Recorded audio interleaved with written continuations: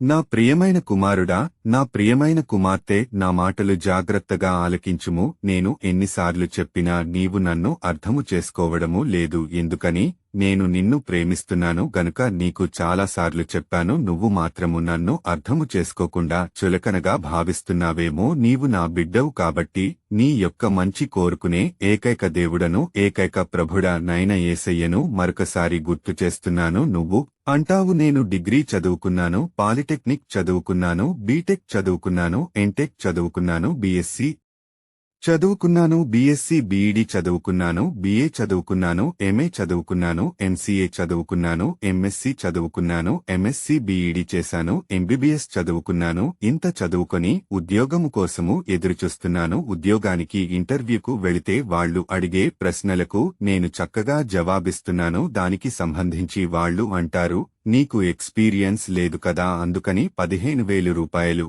ఇస్తాము, 20,000 రూపాయలు ఇస్తాము, 25,000 రూపాయలు ఇస్తాము అంటారు. ఆ జీతము నాకు సరిపోదు. ఎక్కువ అడిగితే ఉద్యోగము లేదని అంటున్నారు. కాబట్టి నేను ఏమి చేయాలి, ఎవరికి చెప్పుకోవాలి అని బాధపడుతున్నావా, దిగులు పడుతున్నావా, దుఃఖపడుతున్నావా? నీ సృష్టికర్తను, నీ దేవుడను, నీ ప్రభుడనైన యేసయ్యను నేను చెప్పేది జాగ్రత్తగా ఆలకించుము. నీవు మొట్టమొదటిసారి ఉద్యోగానికి ఇంటర్వ్యూకి వెళ్లినప్పుడు వాళ్లు అడిగే ప్రశ్నలకు జవాబు చెబుతున్నావు. ఇది నిజమే, కాని వాళ్లు ఎక్స్పీరియన్స్ అడుగుతున్నారు. నీకు ఎక్స్పీరియన్స్ లేదు కాబట్టి నేను ఇచ్చే సలహా ఏమిటంటే, ముందు 15,000 రూపాయలు ఇచ్చిన, 20,000 రూపాయలు ఇచ్చిన, 25,000 రూపాయలు ఇచ్చిన నీకు ఎక్స్పీరియన్స్ లేదు కాబట్టి ఉద్యోగములో జాయిన్ అయిపో. సహోదరుడా, సహోదరి, నిన్ను నేను అంచులంచులుగా ఆశీర్వదిస్తాను, దీవిస్తాను. నిన్ను పైవానిగా ఉంచుతాను గాని క్రింది వానిగా ఉంచను. నిన్ను తలగా పెడతాను గాని తోకగా పెట్టను. దినదినము ఫలింపచేస్తాను, వృద్ధిలింపచేస్తాను. దిగులు పడకు, భయపడకు, దుఃఖపడకు. నీవు నా బిడ్డవు కనుక నీమీద శ్రద్ధ వహించి